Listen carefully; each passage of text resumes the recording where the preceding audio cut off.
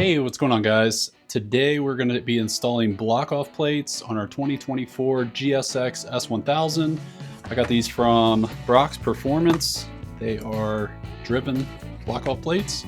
So in their package, they give you the plates. They also give you an Airbox plug. So if you're around for my last video, we took the fuel tank off. It was a whole procedure. I've got all the parts laid over there.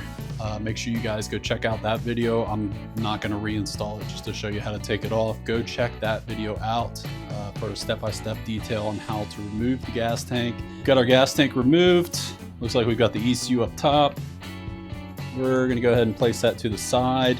We need to get down into our air filter first. So we've got quite a few Phillips heads. You want to be super careful with these that you don't strip them. I'm not using a gun or an impact or anything like that. I'm just using a good old screwdriver.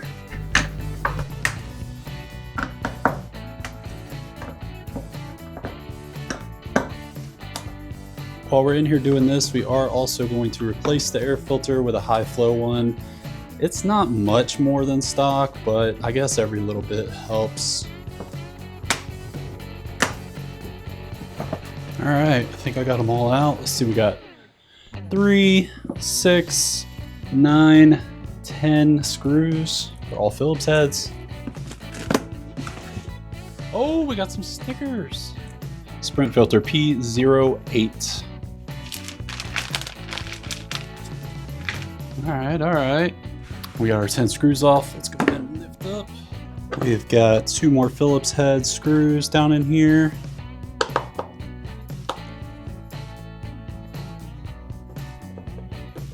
Make sure you don't drop anything into the throttle bodies. That would suck.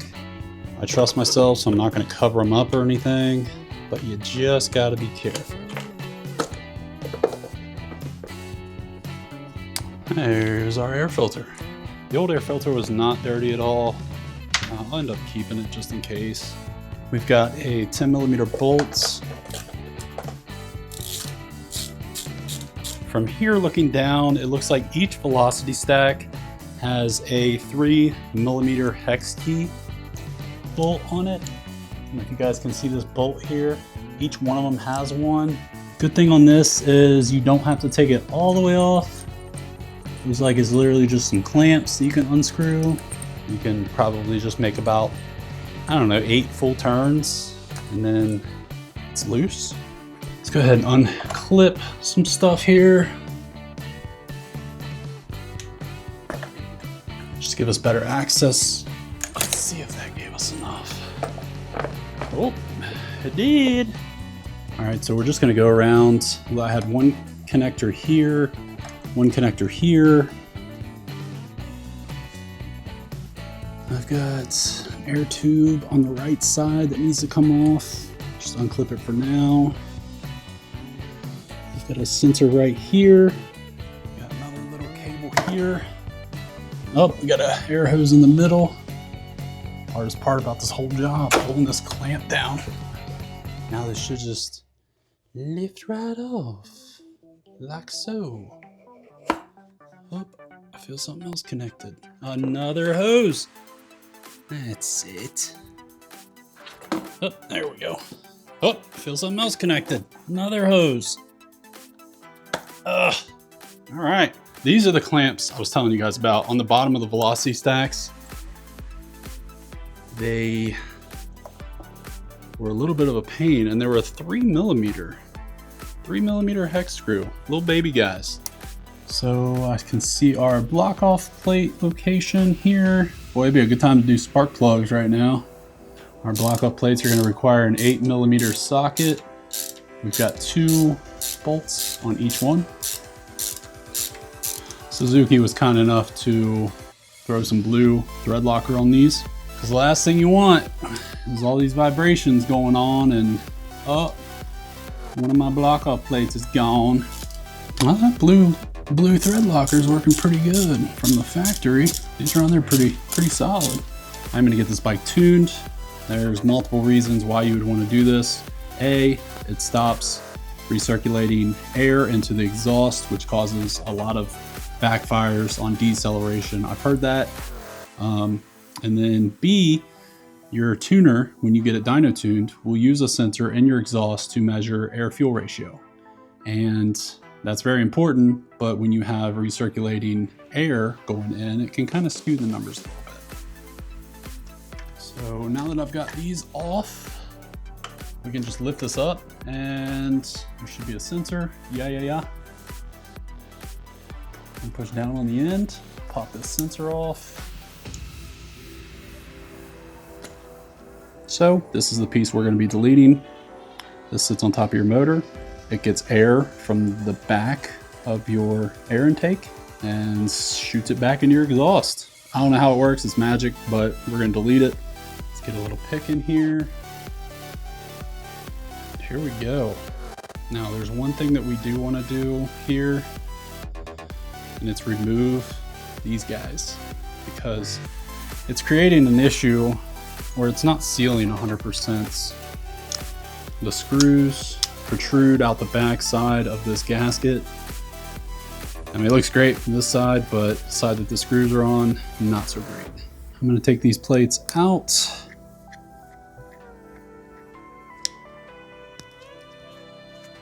So we can put this flush now. The screws aren't protruding out. We're going to reapply our blue Loctite. And with this Loctite, we'll hand thread most of the way, ratchet down the rest. I'm sure the top of the motor receives a lot of vibration, so you're gonna want to use something. With the torque on these bolts, make sure they're snugged up nice and tight. This will receive a lot of vibration just from the motor being on top of the motor. Last thing you want is for these bolts to come loose. Go ahead and use my pick and get the plate off. I don't know about you guys, but a pick is a must-have. Like, I've used the pick to do everything. Make sure you guys use some pressure getting these off. Being on top of the motor, they're gonna be heat soaked. They're gonna be a little crusty, and yeah. Block off plate is on.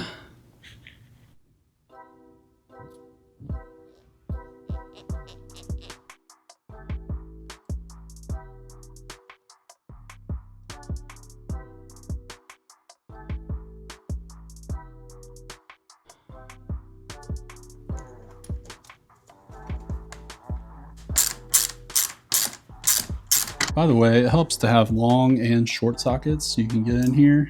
The short socket's been pretty solid with all four of these, so if I had to choose, I'd go with the short socket.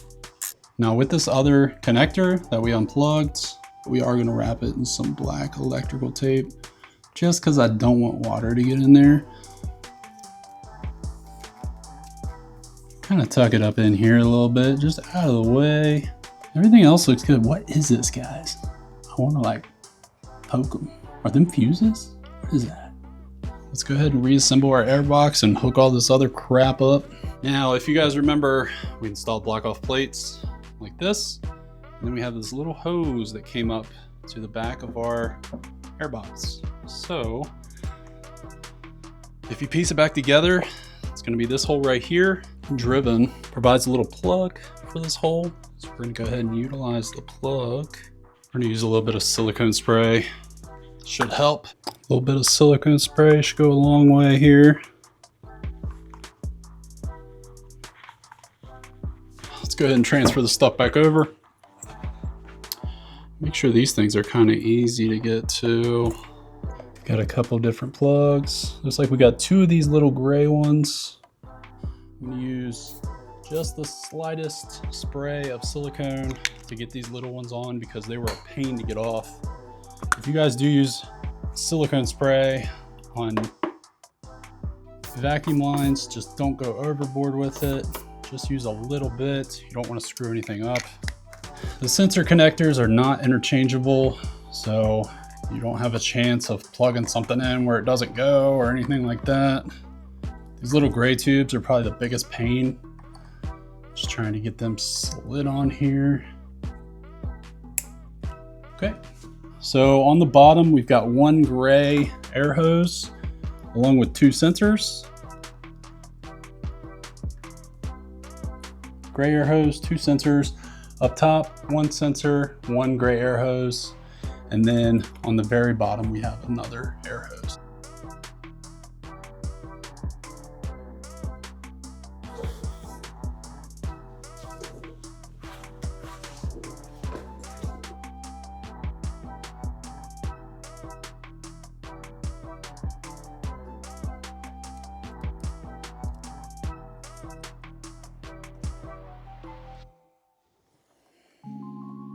All right, guys, I've went ahead and tightened all 4 of the bolts for the velocity stacks. The air filter housings solid. Our Sprint filter is going to set in like this. And then we've got our Phillips heads to hold it in. Now we can go ahead and put on our bolt. So 10 mil. Hold the front of the airbox down. And then we can go ahead and take our airbox cap along with our 10 screws, get a little screwdriver action going, and then we'll be all set. All right, and our ECU plops back on here, kind of just as flying in the wind here. Don't forget about your little plastic clip here, help hold it in. Oh, Driven requires this product to be installed by a certified technician. I'll be damned, call me certified.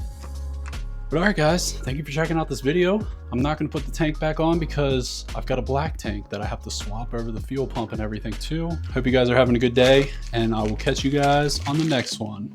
Peace.